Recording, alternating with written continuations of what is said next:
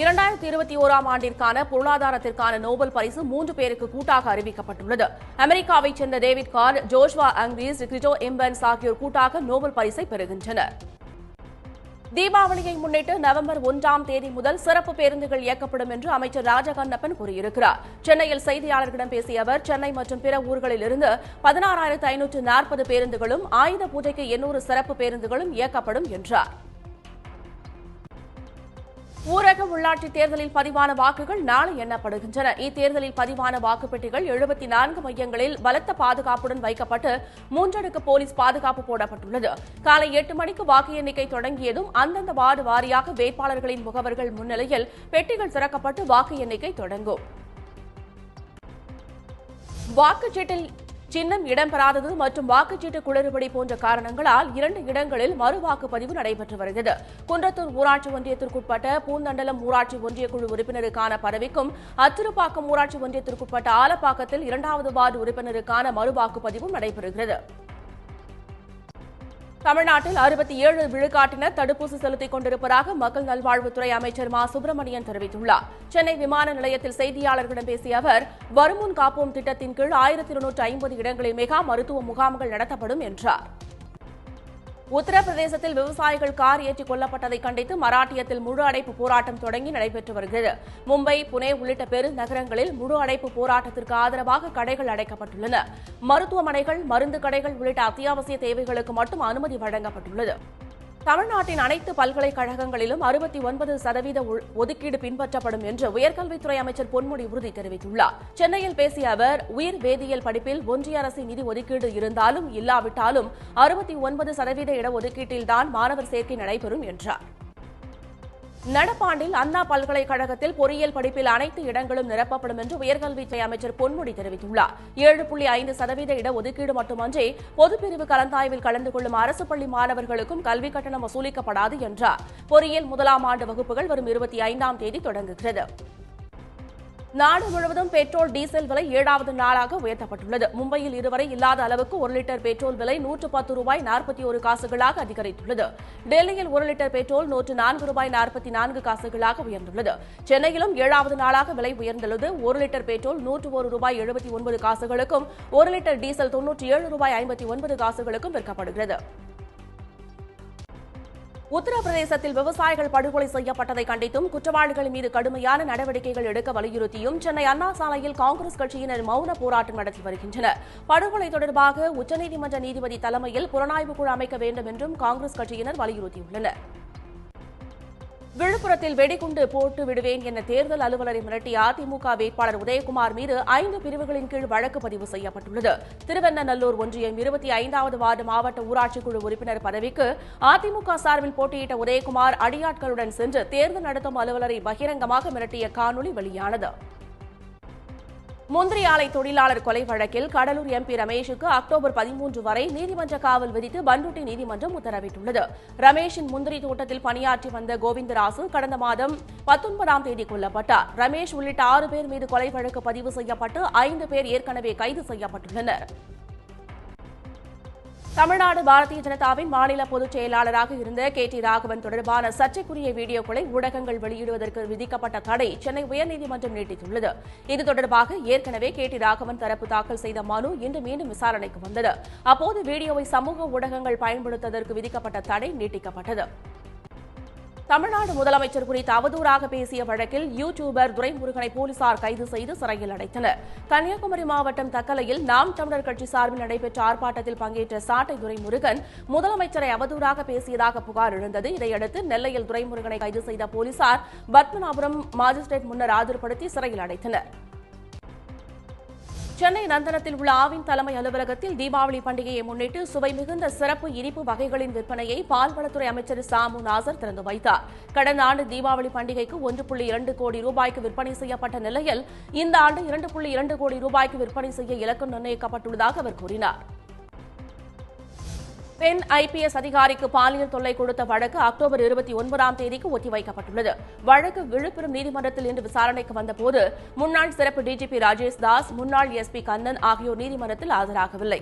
இதையடுத்து விசாரணையை நீதிபதி கோபிநாத் ஒத்திவைத்தார். நீட் தேர்வுக்கு எதிராகவும் டாஸ்மாக் கடைகளுக்கு எதிராகவும் போராடியவர்கள் மீது போடப்பட்ட 868 வழக்குகளை வாபஸ் பெறுவதற்கான அரசாணையை தமிழ்நாடு அரசு வெளியிட்டுள்ளது. நீட் தேர்வுக்கு எதிராக போராடியதற்காக 446 வழக்குகளும், டாஸ்மாக் கடைகளை மூட கோரி போராடியதற்காக 422 வழக்குகளும் பதிவு செய்யப்பட்டிருந்தன. வரும் வெள்ளிக்கிழமை விஜயதசமி நாளன்று கோவில்களை திறக்க உத்தரவிடக் கோரி சென்னை உயர்நீதிமன்றத்தில் அவசர வழக்கிற்கான மனு தாக்கல் செய்யப்பட்டுள்ளது. கோவை பீளமேடு பகுதியைச் சேர்ந்த ஆர். பொன்னுசாமி என்பவர் தாக்கல் செய்துள்ள இந்த மனு நீதிபதிகள் ஆர். மகாதேவன், அப்துல் குதூஸ் அமர்வு முன்பு நாளை விசாரணைக்கு வரும் என்று எதிர்பார்க்கப்படுகிறது. நாகர்கோவில் மற்றும் சுற்றுவட்டார பகுதிகளில் 1 மணி நேரத்திற்கு மேலாக பரவலாக கனமழை பெய்தது. நாகர்கோவில், பார்வதிபுரம், சுங்கான்கடை, புத்தேரி, பறக்கை, தெங்கம்புதூர் உள்ளிட்ட பல்வேறு பகுதிகளிலும் மழை பெய்தது. மழையின் காரணமாக நாகர்கோவில் நகரின் சாலைகளில் வெள்ளப்பெருக்கு ஏற்பட்டுள்ளது. இதனால் வாகன ஓட்டிகள் மிகுந்த சிரமத்திற்கு உள்ளாகினர். வெப்பச்சலனம் காரணமாக கோவை மற்றும் சுற்றுவட்டாரத்தில் கனமழை பெய்து வருகிறது. காந்திபுரம், உக்கடம், டவுன்ஹால் உள்ளிட்ட பகுதிகளில் கனமழை பெய்து வருவதால் வெப்பம் தணிந்து குளிர்ச்சி நிலவுகிறது. இதனால் பொதுமக்கள் மகிழ்ச்சி அடைந்துள்ளனர். வளிமண்டல மேலடுக்கு சுழற்சி காரணமாக சேலம், கள்ளக்குறிச்சி, அரியலூர், விழுப்புரம் உட்பட 14 மாவட்டங்களில் இன்று கனமழைக்கு வாய்ப்பு இருப்பதாக சென்னை வானிலை ஆய்வு மையம் தெரிவித்துள்ளது. நாளை திருச்சி, மதுரை, புதுக்கோட்டை மற்றும் டெல்டா மாவட்டங்களில் ஓரிரு இடங்களில் இடிமின்னலுடன் கனமழையும், மற்ற பகுதிகளில் மிதமான மழை பெய்யக்கூடும் என்றும் வானிலை மையம் தெரிவித்துள்ளது. கன்னியாகுமரி மாவட்டத்தில் மலையோர பகுதிகளில் பெய்து வரும் கனமழையால் முக்கிய அணைகளான பேச்சிப்பாறை, பெருஞ்சாணி அணைகளில் நீர்மட்டம் உயர்ந்து வருகிறது. பேச்சிப்பாறை அணையிலிருந்து கடந்த சில தினங்களாக தொடர்ச்சியாக உபரிநீர் வெளியேற்றப்பட்டு வருகிறது. இதனால் கோதையாறு, தாமிரபரணி ஆறுகளில் கடும் வெள்ளப்பெருக்கு ஏற்பட்டுள்ளது. கொடைக்கானலில் தடை செய்யப்பட்ட ஆவி என்ற அருவியில் தண்ணீர் நண்பர்களுடன் குளிக்கச் சென்ற அருண்குமார் என்ற இளைஞர் மாயமாகிவிட்டார். ராமநாதபுரத்திலிருந்து நண்பர்களுடன் சுற்றுலா வந்த அருண்குமார் நீரில் மூழ்கி உயிரிழந்திருக்கக்கூடும் என்று அஞ்சப்படுகிறது. அவரை தேடும் பணியில் தீயணைப்புத் துறையினர் ஈடுபட்டுள்ளனர். நாகை மாவட்டம் வேதாரண்யம் அடுத்த கோடியக்கரை பறவைகள் சரணாலயத்திற்கு இலங்கையிலிருந்து வந்துள்ள கடற்காகங்கள் காண்போரை வெகுவாக கவர்ந்து வருகிறது. தற்போது மழை பெய்ய தொடங்கியிருப்பதால் ரஷ்யா, ஈரான், ஈராக், சைபீரியா, இலங்கை உள்ளிட்ட நாடுகளில் இருந்து சுமார் 247 வகையான பறவைகள் வரத் தொடங்கியுள்ளன. குறிப்பாக இலங்கையிலிருந்து வந்துள்ள கடற்காகங்கள் கோடியக்கரை பகுதியில் முகாமிட்டுள்ளன.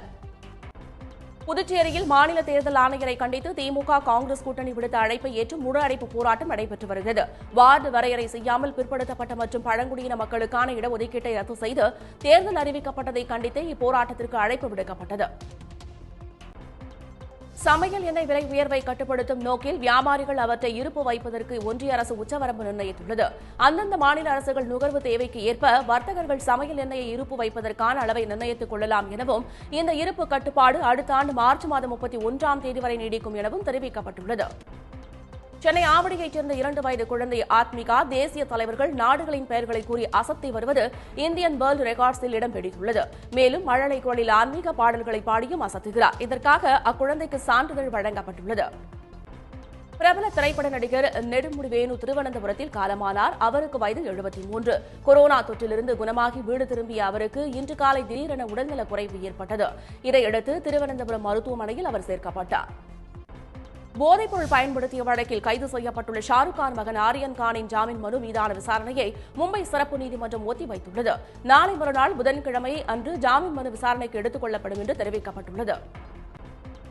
உத்தராகண்ட் மாநில போக்குவரத்துத்துறை அமைச்சர் யஷ்பால் ஆரியா பாரதிய ஜனதாவிலிருந்து விலகி காங்கிரஸ் கட்சியில் சேர்ந்துள்ளார். டெல்லியில் காங்கிரஸ் கட்சி அலுவலகத்தில் கட்சி நிர்வாகிகள் முன்னிலையில் தனது மகனும் சட்டமன்ற உறுப்பினருமான சஞ்சீவ் ஆரியாவுடன் காங்கிரஸில் அவர் தன்னை இணைத்துக் கொண்டார். கர்நாடக மாநிலம் சிவமொகாவில் இஸ்லாமியர் ஒருவர் கட்டியெழுப்பிய பகவதி அம்மன் கோவிலில் அவரது மனைவி தசரா பண்டிகையை முன்னிட்டு வழிபாடு நடத்துவது மத நல்லிணக்கத்திற்கு சாட்சியாய் அமைந்துள்ளது. 50 ஆண்டுக்கு முன் கட்டப்பட்ட இக்கோவிலில் ஃபமிதா என்ற பெண் வழிபாடு நடத்தினார். தனது கணவர் கட்டி எழுப்பிய இக்கோயில் இந்துக்கள் அடங்கிய கமிட்டியிடம் ஒப்படைத்ததாக அவர் தெரிவித்துள்ளார். மத்திய பிரதேச மாநிலம் தேவாஸ் நகரில் பூட்டை உடைத்து துணை ஆட்சியர் வீட்டுக்குள் சென்ற கொள்ளையர்கள் எதிர்பார்த்த அளவு பணம் இல்லாததால் கோபமடைந்தனர்.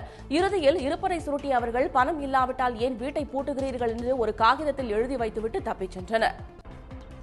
உத்தராகண்ட் மாநிலம் ஹரித்வாரில் கங்கையில் அனுமதிக்கப்பட்ட இடங்களை தவிர வேறு இடங்களில் சிலைகளை கரைத்தால் 50,000 ரூபாய் அபராதம் விதிக்கப்படும் என்று ஹரித்வார் மாவட்ட நிர்வாகம் அதிரடியாக அறிவித்துள்ளது. தேசிய பசுமை தீர்ப்பாயம் வெளியிட்ட தீர்ப்பின் அடிப்படையில் இந்த நடவடிக்கை மேற்கொள்ளப்பட்டுள்ளது. வெற்றிமாறன் இயக்கத்தில் உருவாகும் விடுதலை படத்தில் கௌதம் வாசுதேவ் மேனன் போலீஸ் அதிகாரி வேடத்தில் நடிப்பதாக கூறப்படுகிறது.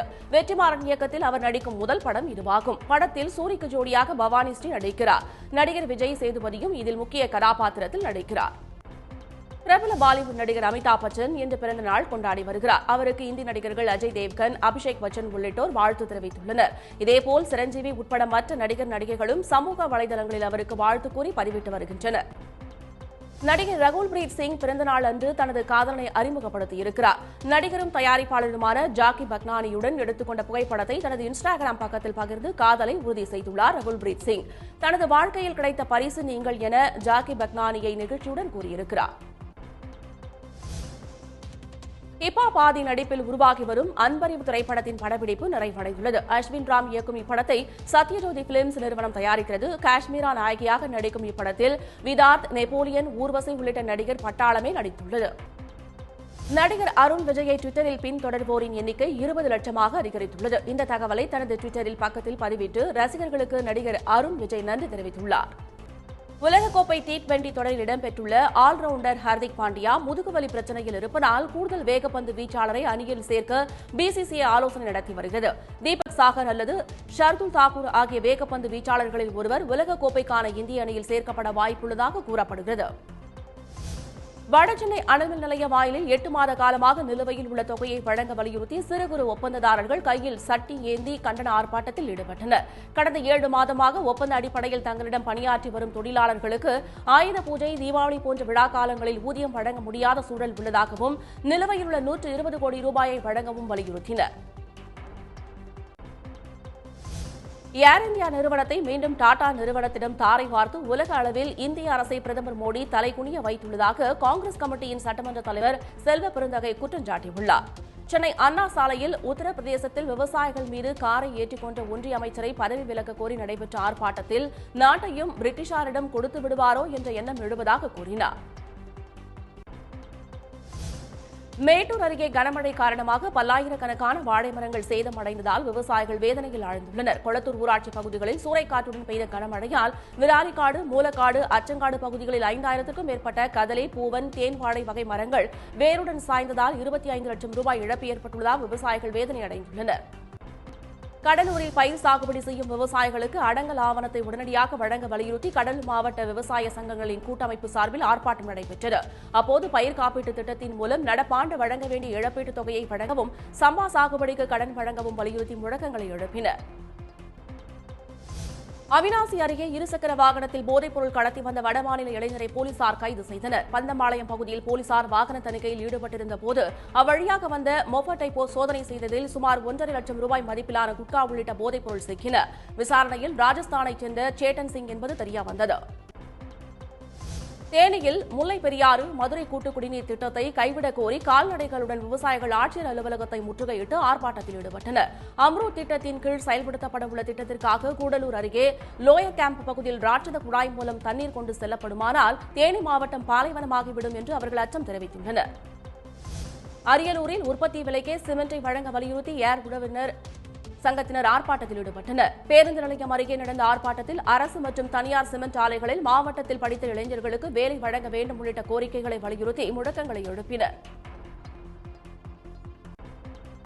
திண்டுக்கல் அருகே அடிப்படை வசதிகளை செய்து தரக் கோரி மாவட்ட ஆட்சியரிடம் பொதுமக்கள் புகார் அளித்தனர். மேட்டுப்பட்டி அந்தோணி நகரில் 50க்கும் மேற்பட்ட குடும்பங்கள் வசித்து வரும் நிலையில் குடிநீர், கழிவுநீர், தெருவிளக்கு, சாலை உள்ளிட்ட வசதிகளை செய்து தரக் கோரி பலமுறை அதிகாரிகளிடம் புகார் அளித்தும் நடவடிக்கை எடுக்காததால் ஆட்சியரிடம் புகார் மனு அளித்தனர். நாமக்கல் மாவட்டத்தில் உள்ள டாஸ்மாக் கடைகளில் தடுப்பூசி செலுத்திக் கொண்டவர்களுக்கு மட்டுமே மது விற்கப்படும் என அறிவிப்பு பலகை வைக்கப்பட்டுள்ளது. குடிமகன்களுக்கு விழிப்புணர்வு ஏற்படுத்தும் விதமாக இந்த நடவடிக்கை எடுக்கப்பட்டுள்ளதாக டாஸ்மாக் அதிகாரிகள் தெரிவித்தனர். திருவனந்தபுரம் சர்வதேச விமான நிலையத்தை வரும் 14ஆம் தேதி முதல் அதானி குழுமம் தனது கட்டுப்பாட்டுக்குள் கொண்டு வருகிறது. ஒப்பந்தப்படி ஒவ்வொரு பயணிக்கும் அதானி நிறுவனம் விமான நிலைய ஆணையத்திற்கு 168 ரூபாய் செலுத்த வேண்டும். விமான நிலையத்தை அதானி குழுமத்திடம் ஒப்படைப்பதை எதிர்த்து தொடரப்பட்டுள்ள வழக்குகள் உச்சநீதிமன்ற விசாரணையில் நிலுவையில் உள்ளன. உத்தரப்பிரதேசத்தில் விவசாயிகள் கார் ஏற்றிக் கொல்லப்பட்டதை கண்டித்து மராட்டியத்தில் முழு அடைப்பு போராட்டம் நடந்து வரும் நிலையில் மும்பையில் பேருந்து சேவை முற்றாக நிறுத்தப்பட்டுள்ளது. போராட்டம் காரணமாக காலையில் சில பேருந்துகள் மட்டுமே இயக்கப்பட்ட நிலையில் 9 பேருந்துகள் கல்வீசி தாக்கப்பட்டது. இதையடுத்து மும்பை மாநகரில் பேருந்து சேவை நிறுத்தப்பட்டது. உத்தரப்பிரதேச மாநிலத்தில் விவசாயிகள் கொல்லப்பட்டதை கண்டித்து புதுச்சேரியில் காங்கிரஸ் கட்சியினர் மௌன போராட்டத்தில் ஈடுபட்டுள்ளனர். சுதேசி மில் அருகே முன்னாள் முதலமைச்சர் நாராயணசாமி, மாநில தலைவர் ஏ வி சுப்பிரமணியன் ஆகியோர் போராட்டத்தில் பங்கேற்று ஒன்றிய அரசுக்கு எதிர்ப்பை பதிவு செய்து வருகின்றனர். ராமேஸ்வரம் அருகே பாம்பன் கடல் பகுதி பச்சை நிறமாக மாறியிருப்பது குறித்து மீனவர்கள் அச்சப்பட தேவையில்லை என்று மத்திய கடல் மீன்வள ஆராய்ச்சியாளர்கள் தெரிவித்திருக்கின்றனர். கடலோரத்தில் தேங்கியுள்ள பாசி விஷத்தன்மை உடையது அல்ல என்றும் ஓரிரு வாரங்களில் கடல் இயல்பு நிலைக்கு வந்துவிடும் என்பதால் மீனவர்கள் அச்சப்பட தேவையில்லை என்று தெரிவித்துள்ளனர். உளுந்தூர்பேட்டை வேளாண்மை விரிவாக்க மையத்தில் ஒரே நேரத்தில் ஆயிரக்கணக்கான விவசாயிகள் விதை உளுந்து வாங்க திரண்டதால் தள்ளுமுள்ளு ஏற்பட்டது. டோக்கன் வாங்குவதற்காக முண்டியடித்துக் கொண்டு அலுவலகத்திற்கு சென்றதால் ஏராளமானவர்கள் மயங்கி விழும் நிலை ஏற்பட்டது. நெரிசல் ஏற்படாதவாறு விதை உளுந்து வழங்க வேண்டும் என விவசாயிகள் கோரிக்கை விடுத்துள்ளனர். திருத்துறைப்பூண்டி அருகே சங்கேந்தி கிராமத்தில் ஜெராக்ஸ் கடைக்குள் புகுந்த மர்ம நபர் செல்போன் திருடிச் சென்ற சிசிடிவி காட்சி வெளியாகியுள்ளது. கடைக்குள் நுழைந்த அவர் அங்கிருந்த சிறுமியிடம் கடையில் யாரும் இல்லையா என கேட்டுள்ளார். சிறுமி தனது அம்மாவை கூட்டி வர உள்ளே சென்றபோது விலை உயர்ந்த செல்போனை திருடிக் கொண்டு மர்ம நபர் இருசக்கர வாகனத்தில் தப்பிச் சென்றுள்ளார். ஆயுத பூஜை போன்ற பண்டிகை காலங்களில் நம்பிக்கை என்ற பெயரில் கண் திருஷ்டிக்காக வெள்ளை பூசணி மற்றும் தேங்காய்களை உடைக்க வேண்டாம் என வலியுறுத்தி மதுரையைச் சேர்ந்த சரவணன் என்பவர் நூதன விழிப்புணர்வு நடத்தி வருகிறார். விழிப்புணர்வு வாசகங்கள் அடங்கிய அட்டையை கழுத்தில் மாட்டிக்கொண்டு ஒரு கையில் பூசணியும் மறுகையில் தேங்காயும் பிடித்துக் கொண்டு ஆட்சியரிடம் மனு அளித்தார். கன்னியாகுமரி மாவட்டத்தில் கடந்த 3 மாதங்களாக உரத்தட்டுப்பாடு நிலவி வந்ததைத் தொடர்ந்து கேரளாவிலிருந்து 610 டன் பாக்டம் பாஸ் உரம் குமரிக்கு கொண்டு வரப்பட்டுள்ளது. கிடங்கிலிருந்து வைக்கப்பட்டுள்ள உரம் விரைவில் விநியோகஸ்தர்களுக்கு வழங்கப்பட உள்ளது. அரக்கோணம் அருகே கொசஸ்தலை ஆற்றில் அடித்துச் செல்லப்பட்ட நபர் 13 மணி நேர தேடுதலுக்கு பிறகு சடலமாக மீட்கப்பட்டார். ஆனந்தபுரம் பகுதியைச் சேர்ந்த மோகன் சுந்தரம் என்றவர் வீடு திரும்ப ஆற்றை கடந்தபோது எதிர்பாராத விதமாக ஆற்றில் அடித்துச் செல்லப்பட்டார். தகவல் அறிந்து வந்த தேசிய பேரிடர் மீட்புப் படையினர் தேடியபோது பள்ளத்தில் சிக்கி சடலமாக அவர் இருந்தது தெரியவந்தது. கிருஷ்ணகிரி மாவட்டம் ஒசூரில் கொரோனா 2ஆம் அலை பரவல் காரணமாக மூடப்பட்டிருந்த உழவர் சந்தை இன்று காலை மீண்டும் திறக்கப்பட்டது. இதனால் விவசாயிகள் மற்றும் பொதுமக்கள் மகிழ்ச்சியடைந்தனர். மேலும் தமிழக அரசுக்கும் அவர்கள் நன்றி தெரிவித்தனர். சென்னையை அடுத்த மீஞ்சூர் அருகே பெங்களூருவிலிருந்து கண்டெய்னர் லாரிகளில் கடத்தி வரப்பட்ட 1 கோடி ரூபாய் மதிப்புள்ள 6 டன் குட்கா பறிமுதல் செய்யப்பட்டன. கவுண்டர்பாளையம் பகுதியில் சோதனை செய்தபோது லாரிகளில் இருந்து சிறிய வாகனங்களில் குட்கா மாற்றியது தெரிய வந்தது. இது தொடர்பாக லாரி ஓட்டுநர்கள் கஜேந்திரன், நாகராஜன் ஆகிய இருவரை போலீசார் கைது செய்தனர். கடலூர் மாவட்டம் குறிஞ்சிப்பாடி அருகே பெத்தநாயக்கன்குப்பம் கிராமத்தில் மரவள்ளி இலைகளை சாப்பிட்ட 60 செம்மறி ஆடுகள் பரிதாபமாக உயிரிழந்தன. சிவகங்கையிலிருந்து குறிஞ்சிப்பாடிக்கு மேய்ச்சலுக்கு கொண்டு வரும்போது இந்த விபரீதம் நிகழ்ந்துள்ளது. உயிரிழந்த 60 ஆடுகளை கால்நடை பராமரிப்புத் துறையினர் உடற்கூறு ஆய்வு செய்தனர். மேட்டுப்பாளையம் உதகை மலை ரயில் பாதையில் ஏற்பட்ட மண் சரிவை சரி செய்யும் பணி 2வது நாளாக நடைபெற்று வருகிறது. ஜேசிபி எந்திரம் உதவியுடன் தொழிலாளர்கள் மண் பாறைகளை அப்புறப்படுத்தும் பணியில் ஈடுபட்டு வருகின்றனர். இதன் காரணமாக இன்றும் நாளையும் மலை ரயில் போக்குவரத்து ரத்து செய்யப்பட்டுள்ளதால் சுற்றுலாப் பயணிகள் ஏமாற்றம் அடைந்துள்ளனர். ஆயுத பூஜையொட்டி வாழைத்தார்களின் விலை உயரும் என்று எதிர்பார்த்து காத்திருந்த விவசாயிகளுக்கு ஏமாற்றமே மிஞ்சியுள்ளது. பரமத்தி வேலூர், பாண்டமங்கலம், இடையாறு, பாலப்பட்டி உள்ளிட்ட இடங்களில் சுமார் 1000 ஏக்கரில் வாழை சாகுபடி செய்யப்பட்டுள்ளது. ஆயுத பூஜையொட்டி சுமார் 3000 வாழைத்தார்களை விவசாயிகள் சந்தைக்கு கொண்டு வந்தனர். இவற்றை வாங்க வெளிமாநில வியாபாரிகள் வரவில்லை. கன்னியாகுமரி மாவட்ட மேற்கு தொடர்ச்சி மலையோர கிராமங்களில் காலை முதல் மிதமான மழை பெய்து வருகிறது. குளச்சல், தக்கலை, வேர்கிளம்பி, மேக்கா மண்டபம் உள்ளிட்ட பகுதிகளில் பெய்து வரும் மழையால் நீர்நிலைகள் நிறைந்து வருவதாக விவசாயிகள் மகிழ்ச்சி தெரிவித்துள்ளனர். புதுக்கோட்டை மாவட்டம் கரம்பக்குடி அருகே உள்ள குறும்பி வயல் பகுதியில் கடந்த 2 ஆண்டுகளாக செயல்பட்டு வந்த அரசின் நேரடி நெல் கொள்முதல் நிலையத்தை மீண்டும் திறக்க கோரி வட்டாட்சியர் அலுவலகம் முன்பு விவசாயிகள் மறியல் போராட்டத்தில் ஈடுபட்டனர். கொள்முதல் நிலையம் திறக்கப்படாததால் நெல்மணிகள் மழையில் நனைந்து வீணாகி வருவதாக அவர்கள் போராட்டம் நடத்தினர். வேதாரண்யத்தில் தொடர் மழை காரணமாக உப்பு உற்பத்தி பாதிக்கப்பட்டுள்ளது. உப்பள பகுதிகளில் நேற்று பெய்த 57 மில்லிமீட்டர் மழையால் பாத்திகளில் தண்ணீர் தேங்கியுள்ளது. இதனால் அக்டோபர் மாதம் நிறைவடைய வேண்டிய உப்பு உற்பத்தி முன்கூட்டியே நிறைவு பெற்றதாக தொழிலாளர்கள் தெரிவித்துள்ளனர். அரியலூர் மாவட்டம் வாலாஜா நகரில் விவசாய பெண்களுடன் சேர்ந்து சுகாதார துணை இயக்குநர் கீதா ராணி வயலில் நடவு செய்தும் பாட்டு பாடியும் ஆட்டமாடியும் அவர்களுக்கு தடுப்பூசி போட்டார். அதிகாலையிலே வயலுக்கு செல்வதால் முகாமுக்கு வர இயலாத அவர்களை தேடிச் சென்ற கீதா ராணி அவர்களுக்கு தடுப்பூசி குறித்து எடுத்துரைத்து பின்னர் தடுப்பூசி செலுத்தினார். சீர்காழி அருகே அரசு உயர்நிலைப் பள்ளியில் ஆசிரியர்கள் முன்னிலையில் ஆபத்தை உணராமல் மாணவர்கள் மாடியில் உள்ள தண்ணீர் தொட்டியை சுத்தம் செய்யும் காட்சிகள் சமூக வலைதளங்களில் வைரலாகி வருகின்றன. உயரத்தில் உள்ள தொட்டியில் ஏறிய மாணவர்கள் தண்ணீர் செல்லும் இணைப்புகளை சரி செய்துள்ளனர். நாகர்கோவில் மாநகராட்சியுடன் ஊராட்சி மன்றங்களை இணைக்க எதிர்ப்பு தெரிவித்து ஆட்சியர் அலுவலகம் முன்பு 1000க்கும் மேற்பட்டவர்கள் கொட்டும் மழையில் ஆர்ப்பாட்டம் நடத்தினர். கிராம ஊராட்சிகளை மாநகராட்சியுடன் இணைத்தால் அந்த ஊராட்சியில் கட்டிட வரைபட அனுமதி கிடைக்க முடியாத நிலை உருவாகும் என்பது அவர்களின் அச்சம். அரசியல் செய்ய வேண்டும் என்பதற்காகவே ஜெயலலிதா நினைவிடத்திற்கு சசிகலா செல்வதாக முன்னாள் அமைச்சர் ஜெயக்குமார் தெரிவித்துள்ளார். அதிமுக கட்சியின் பொன்விழா கொண்டாட்டங்கள் குறித்து அதிமுக தலைமை அலுவலகத்தில் முக்கிய நிர்வாகிகளின் ஆலோசனைக் கூட்டம் நடைபெற்ற பிறகு செய்தியாளர்களிடம் அவர் இதனை கூறினார். தமிழக அரசு வெளிப்படைத்தன்மையுடன் ஆட்சி செய்து வருவதாக வணிக வரி மற்றும் பத்திரப்பதிவுத்துறை அமைச்சர் மூர்த்தி தெரிவித்துள்ளார். மதுரை மாவட்டம் மேலூர் அரசு தலைமை மருத்துவமனையில் ஆக்ஸிஜன் உற்பத்தி நிலையத்தினை திறந்து வைத்து செய்தியாளர்களிடம் பேசிய அவர், யார் தவறு செய்தாலும் அரசு நடவடிக்கை எடுக்கும் என்றார். வெளிமாநில பதிவு பெற்ற சுற்றுலா பேருந்துகள் தமிழ்நாட்டில் இயங்கும் போது தனி வரி செலுத்த வேண்டும் என்று உயர்நீதிமன்றம் தெரிவித்துள்ளது. தனியார் சுற்றுலா பேருந்து உரிமையாளர்கள் வழக்கை விசாரித்த நீதிமன்றம், மாநில அரசின் சிறப்பு அதிகாரம் என்பதால் வரி விதிப்பில் எந்த சட்ட விரோதமும் இல்லை என்று தெரிவித்துள்ளது. தமிழ்நாட்டில் குழந்தைகள் காப்பகங்களின் நிலை மற்றும் வசதிகள் குறித்து அவ்வப்போது ஆய்வு நடத்த வேண்டும் என்று சென்னை உயர்நீதிமன்றம் உத்தரவிட்டுள்ளது. குழந்தைகள் பாதுகாப்பு மிகவும் முக்கியமானது என கூறியுள்ள நீதிபதிகள், எந்த சூழ்நிலையிலும் இதில் சமரசம் செய்து கொள்ளக்கூடாது என கருத்து தெரிவித்துள்ளது. உடனுக்குடன் செய்திகளை தெரிந்து கொள்ள சன் நியூஸ் பெல் ஐகானை கிளிக் பண்ணுங்க.